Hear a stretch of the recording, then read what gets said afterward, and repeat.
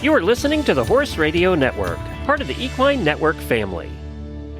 This is episode 232 of Horsemanship Radio, brought to you by HandsOnGloves.com. It's the all-in-one revolutionary bathing grooming gloves. And Horsemanship Radio is a part of the family of the Horse Radio Network. Today we have a 9th generation trainer of horses at Liberty. Plus, we learn about this year's adoption opportunities at the Appalachian Trainer Face-Off.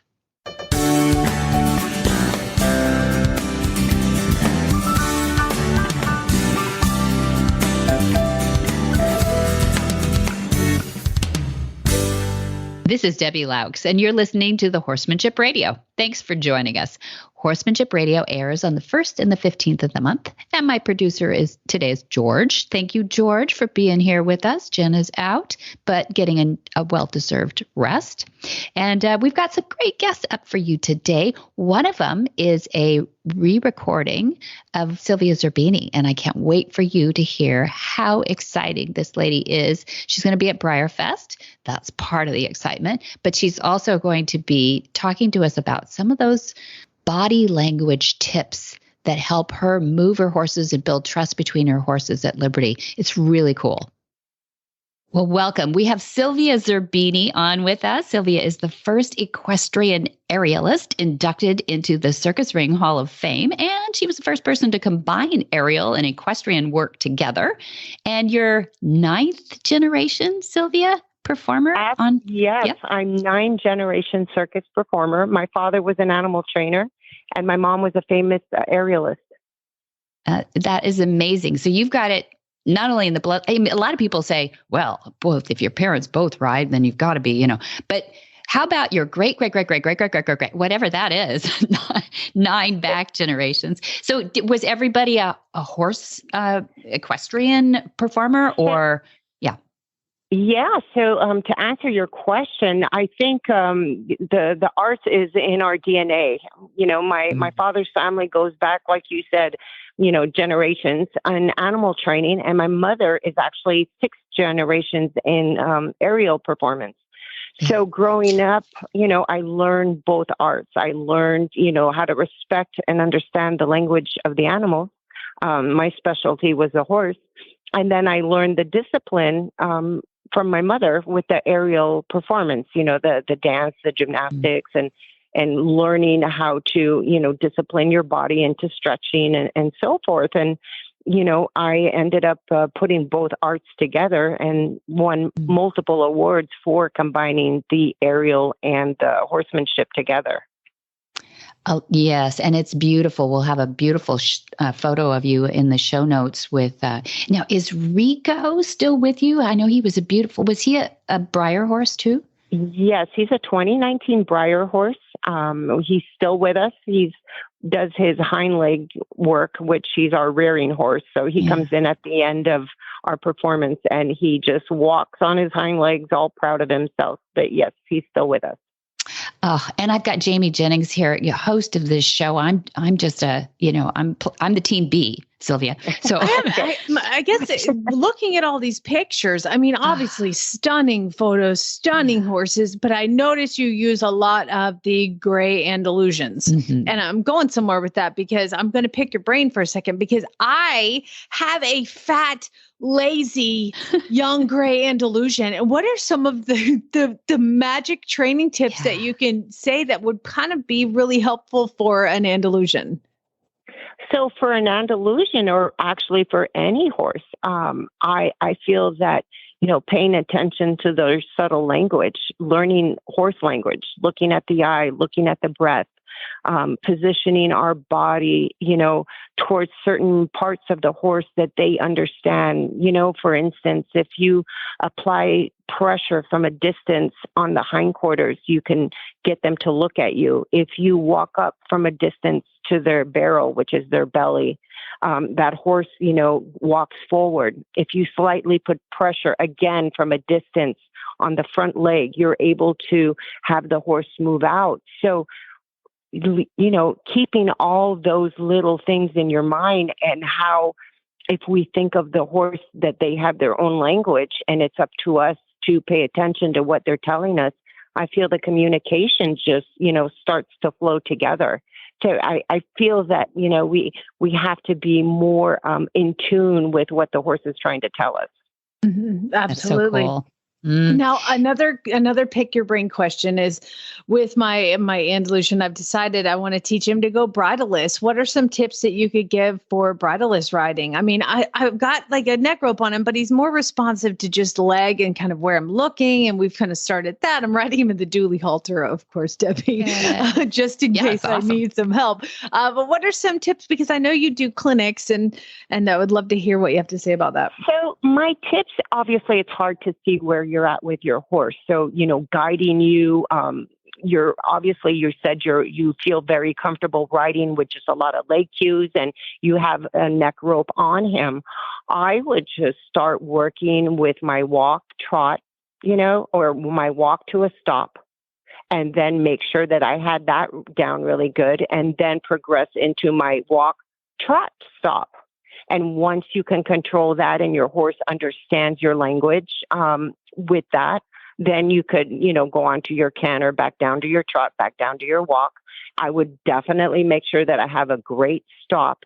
And I would definitely make sure that when I stop, I would teach them how to back up a couple steps and then walk on. So I feel that if you can control all that, you're able to direct your horse in whatever direction you want to take them. Now, I mentioned before he's super lazy, so our whoa is fantastic. He's got that one down. That's just with the breath, He's like, oh, I can stop now. Cool. So these are great tips. And like we're kind of, I've got the walk and the trot and the haul down, so just need to start incorporating a little bit more. So fantastic. I want to see you at Breyerfest then, Jamie. I think you're getting ready. Tell us what's involved, Sylvia, in creating the show for Breyerfest, because I understand you do, like, this is an individual show just for Breyerfest, which is pretty cool.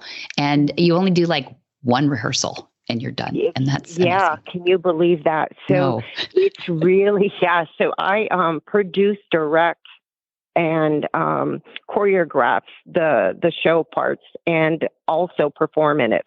Yeah. And yes, one rehearsal. So I make sure that I surround myself by the best team possible. So I bring in, nothing but professional horsemen. Oh, I thought you were going to talk about the horses. Tell me about the team of horses too. Oh, well, I bring in a whole show, right? So obviously I bring in my team of 12 horses, and then also I bring in a cast. So we create a 70-minute performance part that has a storyline. So each year I create a different performance for Breyer.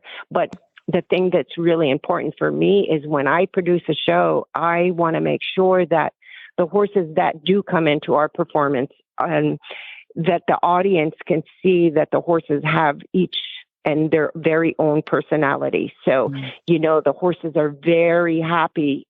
I feel that when you watch one of my performances and the team that I bring in, you'll see happy horses. And it's really, really important for me to be able to express this to our audience. I want, each horse to have their own character, their own individual character, and perform with happiness, seeing the horses enjoy what they do. And so I think the best part about our Breyer performance is when you sit down and you see a cast of 15 people and probably about 25 horses, maybe, 30 horses, you're not going to see a presentation with horses that have their heads down to the ground and don't have a spirit. You'll see lively horses bucking and kicking and having a blast. And I feel that brings the energy, through the roof. And I feel that our audience just so participates in everything that we do just from seeing those horses react the way that they do. Absolutely. I can vouch for that. Absolutely. You were amazing here. I don't remember what year it was. Was that about 2018? Yeah, 2017, right before I went to Canada's Cavalia. Yep.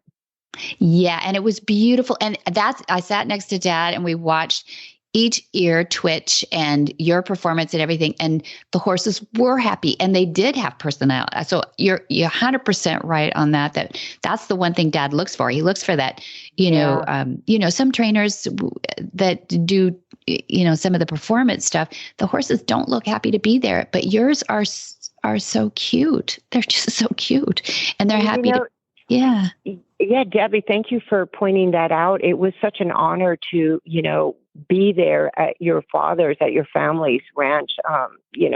Monty Roberts, he's a legend. And I know that he always looks for the best in the horse. So you saying that and that you both pointed that out, I feel and agree with you on the other trainers that, a lot of the work out there, trainers got to start doing the right thing. They got to start preaching the walk, because you and I, we know how a lot of these things are put together, and the horses, by you observing the horse in performance, you can see the direction that they've been taken to. So I feel that we have to do what's best for the horse and make sure that that's part of our performance. So then, on stage, we have nothing but, a good time. Horses that are having fun what they do.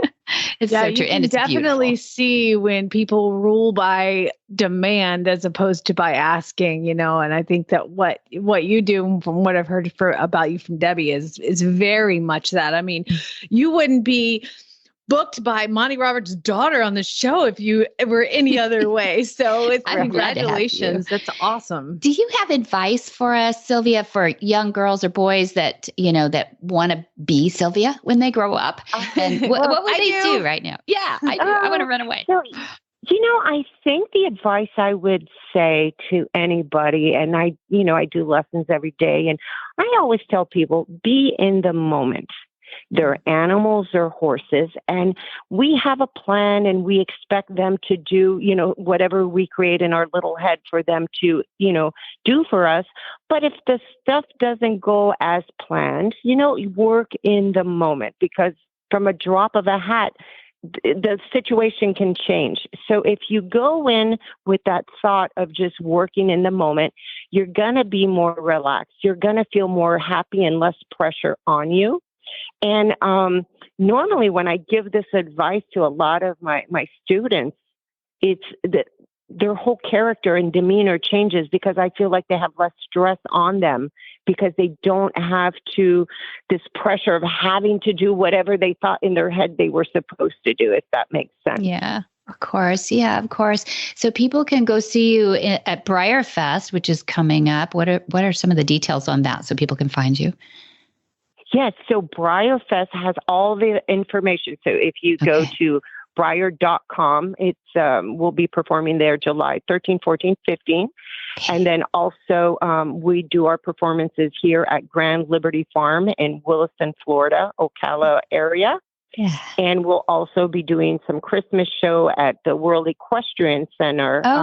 Good. Yes. And the Arabian event, which is also through Thanksgiving. So look us up when you come down to Florida and come see our up close personal theater. We have a horse theater and we do weekend shows, and we work up to 18 horses. Well, I work up, shouldn't say we, I work up to 18 horses, all at Liberty, stallions and geldings combined. And you're definitely going to see some happy horses there. So I hope that whoever comes down to Florida takes the time to come see us and enjoy the horse.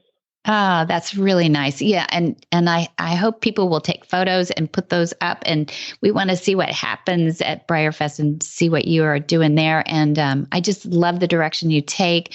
Dad said, I bet Sylvia would be really good with deer as well, because, right? Because they're so flighty, and he hones his skills on deer, but not big Andalusian stallions. I'm really proud of you. That's really, really cool. Thank you so much. Thank you. Sylvia. Well, yeah, thanks for being on. I so appreciate you. And I hope people will go find you too and take some classes and see your shows. That's wonderful. Thank you so much for having me, and have a beautiful day. You too. You too. Thank you.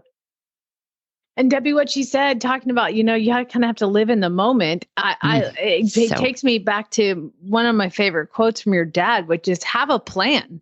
Yes. Don't fall in love with it. You never know what's going to happen. I always have a lesson plan for each particular horse when I'm going out to train them. And that thing could just be like, not today. Nope, not today. You just ripped it up. Is that what you said? There you go. Move on to the next plan. Exactly, Sylvia. That's Thank you awesome. so much, and have a great time. And we'll definitely be keeping up to date. One of our sponsors is the World Equestrian Center, so we'll definitely let everybody know when you're going to be there. Perfect. Thank you so much. Well, I'm sitting here today with Jay Michelson of Hands on Gloves. And we were talking today about the horse that has sensitive skin, or the animal that has sensitive skin, Jay. And I wanted you to help me address that a little bit. I know you've got some features to your products, but I know you know more about it than I do. So what do you do? What do you say to the owner that has somebody with sensitive skin? Our gloves are made from surgical grade nitrile.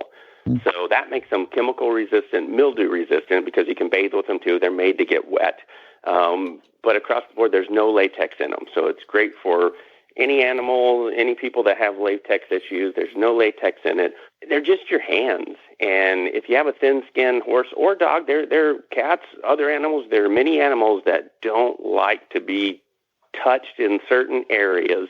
But having the gloves on, it's just your hands. You get immediate feedback if you get to an area of that animal that is sensitive. And you can apply less pressure in those areas, and you can apply more pressure in the other areas. We have professional grooms that work from us. They groom for Olympians across the board, and these guys are phenomenal. And they did a study on mainly thoroughbreds, thin-skinned thoroughbreds, and they found out that most people are grooming too light. Oh, interesting. They're tickling the horses, and went in and applied just a little more pressure, and the horses loved it. And so that's kind of some of our experience with it. We have all kinds of animals and experience with that. I think you can throw these in the wash machine. Am I right? You can. Next time you bathe your animals with them, use the gloves. A little bit of soap suds up all the way. And what we do after we bathe our animals with them, we rinse them off, hang them out to dry, and they go back to new. You can throw them in the washing machine. Just don't put them in the dryer. And just throw them in the washing machine, hang them out to dry, and they go back to new. Well, Jay, how do people find out about you? HandsOnGloves.com. Suzanna Johnson is the Officer of Education for Heart of Phoenix Equine Rescue for 10 plus years now. She didn't begin her work with horses until she was an adult, but was an avid reader about them until then. Suzanna taught preschool integrated with special needs children for several years, which she believes greatly equipped her to work with horses of all varieties later on in life.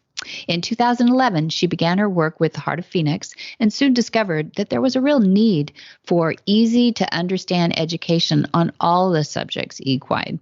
She has a passion for learning new things, and I love that she is educating people in simple, no-nonsense ways. So, she quickly makes the educational aspect of the adoption center its focus and helps us all. Well, welcome back. We've got Suzanna Johnson, Officer of Education for Heart of Phoenix Equine Rescue. You're back with us. How are you, Suzanna? I'm doing awesome. It was so fun to have you out here in California, sticking your toes in the Pacific Ocean and bringing Tenia with you. And you guys have a good time? Yes, we did. We did headstands all over the place. That's kind of me and her thing. We travel and do headstands. Yes, you do. Yeah, you do. And I'm not even going to ask. No, I don't know how you got that started, but it looks like those were better days for me. I don't do headstands anymore. But you guys were so cute. I'm glad you went up and down the ocean and got to see lots. So tell us what your favorite whales. thing. We saw whales. Exactly. You got to see whales. You came at the right time for that migration going on. And what was something of the most surprising that when you came out to California? Well, probably almost stepping on the elephant seal and dying because he looks so much like a rock. We found some kind of weird little skeleton that we were looking at trying to figure out what it was, and we were walking and talking about the skeleton, and he raised his head up and chuffed at us, and we were like 5 inches away from his face. So that's probably the most surprising. That would be a surprise. Yes. You don't see that in Appalachia very often. No, probably. No, we don't have those there. But you do have a lot of surprises in Appalachia, and you surprise us all the time with your knowledge and what you're doing with the horses. Not really surprises as much as awe-inspiring, and I love what you guys are doing there at the Heart of Phoenix. Do you want to give us a couple of sentences primer of what and who is the Heart of Phoenix?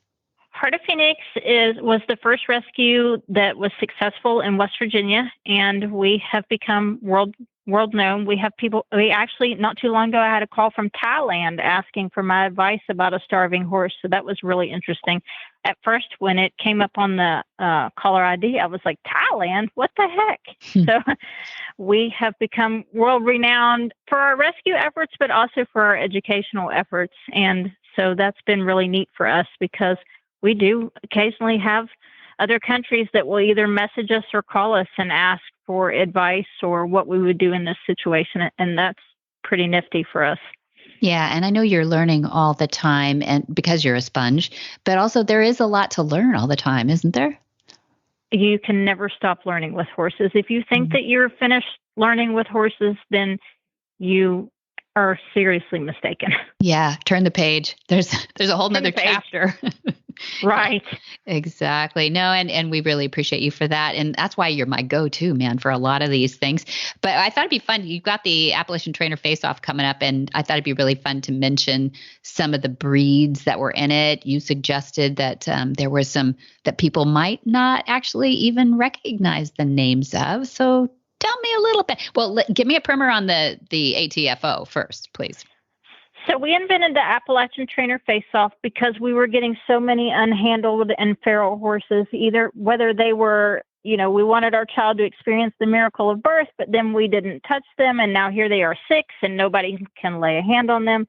Or they came from the mine lands of Appalachia and they had been born out there, not ever touched. And we didn't have an in-house trainer at the time. And even if we did, we had so many that if the in-house trainer had started working on the problem, we'd have piled more on the tail end of the list. And so they were just sitting around waiting for a skilled enough trainer to come along and volunteer their time with these domestic ferals and mineland ferals.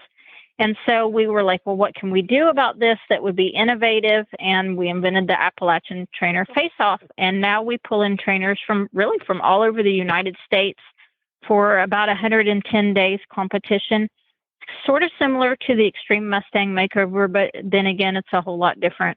And they get paired up with these horses and have about 110 days and come back in August to a show, which is also a competition, and show us what they've done. And then at the end of it, approved adopter only people are in an auction, and they are actually only approved for certain classifications of the Appalachian Trainer Face-Off horses.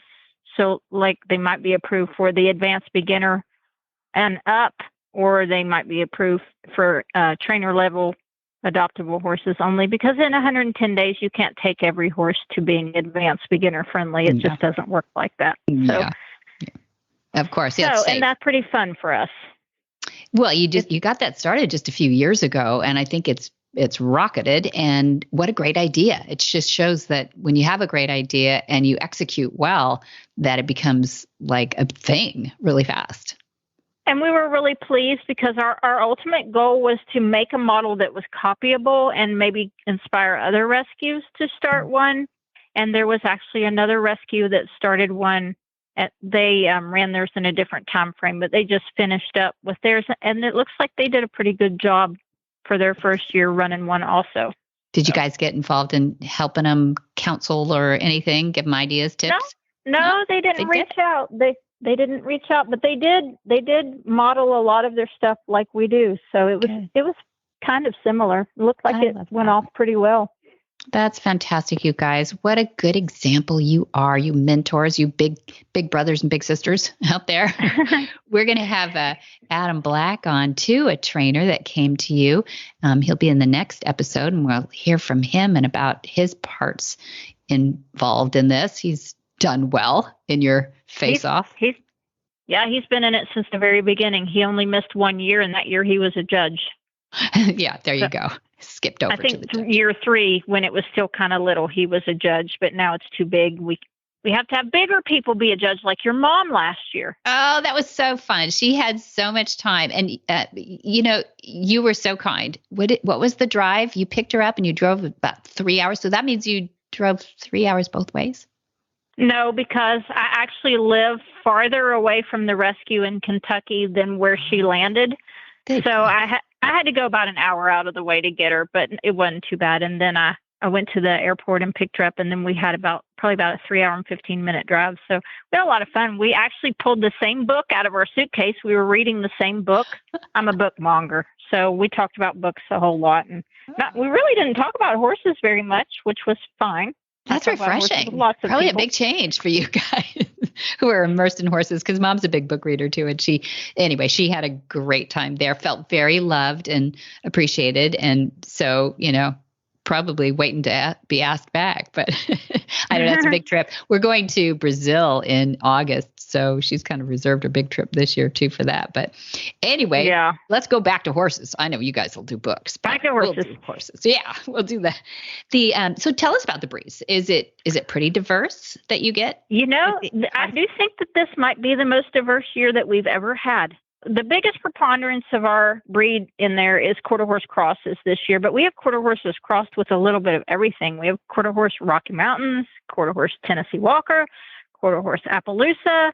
We have quarter ponies, but then we have a Missouri Foxtrotter in there, and three Mustangs are in there, 2 American Saddlebreds, and then we have 2 Welsh Arabian Appaloosas. What? Arabian Appaloosa? Welsh Arabian Appaloosa. They came from a intentional breeding program in Virginia that people worked on for years. It got way out of hand. I think originally, if I remember right, there were 400 of them in that herd that wound up needing placement, and we took 3 of them. So we took a mom and a daughter, and then one random one who was probably related somehow, but we don't know how. So we have all 3 of those in this year. And then we have 3 Appalachian Brumbies, because we can't have an ATFO without Appalachian Brumbies. Exactly. And we're going to talk about that. But I have a question first before that. So you rattle off these mixed breeds like they come with papers or something, but I know at a rescue, a lot of times you don't know. How do you DNA them, or are you just looking at them and thinking that's what they are, or what? No, most of the guys that we rattled off the breeds were turned over to us from the owner as that being their breed. So, and sometimes people just make things up, but these ones you can kind of look at and go, yeah, pretty sure that's what that is. Yeah, for sure. Now, one of the American Saddlebreds is registered, though, so we have his registration papers. Okay. So another question, too, is with these trainer face-offs, I know it's a lot of times about how far you can get them in the 110 days, right? But when you got gated horses and not gated horses, is that a problem? It's only a problem finding trainers to participate in the ATFO that will take on gated horses, because there are a lot more solid non-gated horse trainers out there than there are solid gated horse trainers. What does that mean, solid? Do you mean they're really professionals? Yeah, professional that have a good training program. Gated horses have gotten the short end of the stick being trained. They have just sort of been backyardiganed. Gotcha. Okay. And gated horses, we found out it's really important to start them off being started in straight lines. And a lot of people don't know that. If you do a lot of circle work with gated horses, it actually really messes them up. Like, it hurts them. So, it actually physically hurts them? Like it? Yes. Yeah. It physically hurts them. It causes them to not have longevity of wear. They go lame a lot faster. Don't make it to old age sound. So training horses in straight lines in the very beginning until you build that stamina and that muscle, and doing a lot of like up the hill, down the hill, and across the trot poles, even though you're not trotting, but across trot poles, kind of work in straight lines is really, really important. And it just hasn't really caught on in the gaited world very well. Well, as you say, if they've kind of just, like we know from going down to South America, there's breeds like the Mangalaga Marchador. There's lots of kind of sub-breeds. Like exactly. A sneeze. Mangalaga Marchador. It's fun to see all these different, because the roots of them are often go back to Spain. There'll be a Criollo kind of thing, but then they get a little gate in there and they start breeding for that. Anyway, it's really interesting, but I'd never asked anybody. I know that they say they like them to not lope until they're much older, and they, the professionals now I'm talking about that really know what they're doing. And they, and they do a lot of hill training because Peru, I don't know, think mountaintops, but I'd never heard about the circle things, but now I'm thinking about it. That is a lot of the training that I've seen the better trainers do for the gaited. So there you go. Tip of the day. Straight lines. Straight lines. Well, if you think about it, just looking at a gaited horse, they're constructed completely different than, let's say, a thoroughbred or a quarter horse. They're just not built the same. Right. Exactly. So I know the Criollo breed went into quarter horse, for example, but then if you started to get some of the lighter bone breeds, then you could get the March. Like, for example, when I said Mangalaga, there's also a Mangalaga, not Marchador. The Marchador part, which is what it kind of sounds like marching, is the gaited part. So the breeds split, at some point too. So it's so interesting. Anyway, and then don't get me started on Rockies, Rockies and hybrids and all these different things too. But yeah, it's sometimes a difficult thing though, when you throw different breeds into a discipline, and like say Western equitation, when you have a gaited horse versus how do they judge those differently? Anyway, another show, Suzanna, we have to have you back.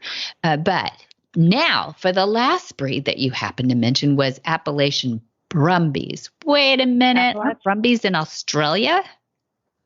Well, the word originated in Australia. Yes, it did originate in Australia. But you know what Americans like to do? We like to borrow words and make them our own. And historically, we get a lot of pushback on the Brumbies because Brumby is only in Australia, but did you know that originally that ketchup was only in Japan and it was a fish sauce? So, and we borrowed that one. We left the fish out of it though, right? We did leave the fish out of it, yeah. But originally ketchup was from Japan and it was a sauce made out of fish. And we stole that word and made it into our tomato-based thing. So that's what Americans do. The preponderance of the American language is made up of stolen words, including the word Mustang, which actually was Spanish. It's Mustango. Mustango. We stole that word. We did. So now that you've stolen it, we're not giving it back though. There we go. I don't know we appropriated it. I don't know. Okay. That's true. Well, we assimilated it. Maybe that's better. How did Appalachia? So you and Tenia taught me how to say this in case anybody's wondering why I'm going back and forth from Appalachia to Appalachia, is you said, imagine yourself throwing an Appalachia. So that's right. Right. And so that's how I have to remember it now. But how did you appropriate an Appalachian Brumby word? What? Why Brumby? Adam Black came up with that one. He had, back in 2017, he had one of those little black feral fellows from the mine sites, and he coined that term, and it just fit because before then we had been calling them feral horses of the minelands of Appalachia or Appalachian feral mineland horse, which was what they are, but that is a big mouthful. And so it sounds like a sad documentary too. It does, doesn't it? So Adam Black coined that term, and when he said it to us, we were like, this is the missing piece. That's what we needed. So he gifted us that name. Good branding. Maybe one day we'll find it on Coggins. Yeah, that'd be good. Then you've arrived. That's pretty cool. But by definition, Brumbies in Australia are the descendants of escaped, lost, or abandoned horses living as free-roaming ferals. Mm-hmm. So that is what these guys are, that's the very definition, except for they're living as free-roaming ferals on the minelands in Appalachia. So do they have, I know he adopted one, so Adam must think that they've got some unique qualities. What are unique qualities of an Appalachian Brumbie?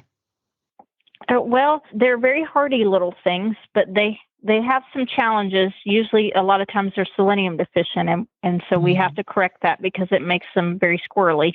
Mm-hmm. So, but they usually, we have a joke. If they have great feet, they're starving. And if they're not starving, they have terrible feet, because the ones that come from the mine sites where there's a lot of rock that has been put back in the reclamation have great feet, but they can't hardly find anything to eat. Mm. And the ones who have been put back on the reclamation sites that have been planted back with more dirt are not starving, but they usually don't have very great feet because they don't have the right kind of minerals they need to build their feet. So that's one of the challenges with the Appalachian Brumbies. Love that. And you gave us some great knowledge on an earlier episode that people will have to refer back to. Go to horsemanshipradio.com and put in Suzanna Johnson in the search bar, and you'll find the episodes that you're in there, because you are full of good knowledge. So tell us, if somebody is thinking, oh my gosh, I got to go see this and I got to adopt one of these guys if I'm good enough, what do they do? Well, if they want to come see it, it's in Winfield, West Virginia, August 17th through the 19th, and there'll be there's a trail class, and then there's a horsemanship class, where in the horsemanship class, we expect them to show off that the horses can do all the things that we would expect a domestic horse to do, like pick up their feet and have fly spray and accept a bit and be saddled nicely and load into a trailer and that kind of stuff. So that's what the horsemanship class is. And then the culmination of the event is the freestyle, where we give the trainers a set amount of time and free rein, and they come back and razzle dazzle us with what they've put together set to music, which is always, of course, the highlight of the show. So yeah, but everybody gets involved in that music too, right? Pretty cool. Right. Yeah. Yeah. You guys have set up a really fun thing there. You got to get to West Virginia to find you. But is there a website? The Appalachian Trainer Face-Off, you can type it in the search bar in Google, and a lot of stuff will pop out about that. But you can also find it on wvhorserescue.org. We have different links there, including the adoption application is at wvhorserescue.org. Okay, thank you for that. We'll put it in the show notes too. Is there anything that people should know about being qualified to adopt? Just fill out the application as completely as you can. We like it better when people overload us with details rather than underwhelm us with them. So. Okay. You heard it first from the Officer of Education at the heart of Phoenix Equine Rescue. We're all about overwhelming details. Exactly. And education. So you're really good at it too, Suzanna. Thank you so much for being on again and pouring your brain out and pouring your heart out for these horses. I really appreciate you. Sure. Yeah, it's always fun to be on Horsemanship Radio, and also to go to California. I like to go to California. Oh, come back, Annie M. Yeah, you got to come to the movement sometime. I know you guys are ramping up for everything back there, but I got to get you in the middle of June sometime. It's so fun. Is it always in June? We've had it in earlier months, but it was a little cold, and we've had it in later months. It was a little warm. So we're just right. Mama bear, Papa bear. So we're just right. Yeah. I don't look like Goldilocks. No, yeah. Maybe, yes, you do. Me. Actually, yes, you do. You're so cute. All right. Thanks again for joining us on Horsemanship Radio. Whisper the language of the herd. Listen, you don't have to say. Well, thank you, Susanna. That was a great interview. You started to talk a little bit about a tip that I thought was super important about gaited horses and straight lines. Tell us a little bit more about that. For me, one of the things that has been the best hint that I've ever learned was watching your horse when it's trotting. And if the sand or the dirt is puffing in front of your horse's foot before it's puffing behind the horse's heel, the hoof is not set up right. And that's like such an easy, magical thing to find out. So that means your horse is not landing the right way. So all the concussion is being... Yeah, and all the concussion is being, and you can use your app on your telephone, make yourself a recording and put it in slow-mo and very clearly see it. That's a great tip. It's so easy. Anybody can do that. Anybody can notice where the dirt is puffing if they know to look at it. There we are. What in the wide, wide world of sports is going on here? Where in the world is Monty Roberts? Monty is looking forward to meeting some new friends, two-legged and four-legged, in June. Coming right up, we have the Gentling Wild Horse Course. That's 5 days, June 5 through 9. Now, I think that one is chock-a-block full. So in case you're looking for that Gentling Wild Horse Course, you might want to look at the end of July. So I'll read through this, but that one I believe is sold out. So we'll go to June 10, which is our Mountain Trail Play Day on a Saturday. We open it up and people haul in and boarders are there and it's really fun and social. And then on June 16 through 18, if you don't know by now, where have you been? It's the Movement 2023. Glenn is coming out. Jamie Jennings is coming out, our ASPCA Trainer of the Year and a Monty Roberts certified instructor. We've got Jared Rogerson singing for us in the concert hall here we have called The Park. And we have so many of our friends coming. It's just become that thing. This is our 6th annual. I'm really excited to see everybody here June 16, 17, and 18. And then in July, we have July 8th, we have a Mountain Trail Play Day. Again, we do that once a month on a Saturday for Hollins. And July 10 through 14 is Monty Special Training. And it's going to be really special this year. I'm excited about the variety of horses and their issues that we have coming in to see. And plus a starter. There's always the just blank sheet, which is always fun to see Monty work from first day to 5th day on a blank sheet, first saddle, bridle, and rider and everything. And then July 15th, we have a Horsemanship 101. Those are really fun. We had Sarah Neer, Horse Crazy author and New York Times reporter. Here at the last one, we had Beth Bears, who was that girl, those Two Broke Girls, you know, the TV show Two Broke Girls. She was here for the last one. And now she's in a new show called The Neighborhood. And so we have Hollywood stars and famous people stopping by for Horsemanship 101. But we also have girlfriends and mother-daughters and father-daughters and things like that too. We need to get some father-sons. We've got to work on that. And then July 31st through August 1st, we have the Gentling Wild Horse Course. And that's 5 days again.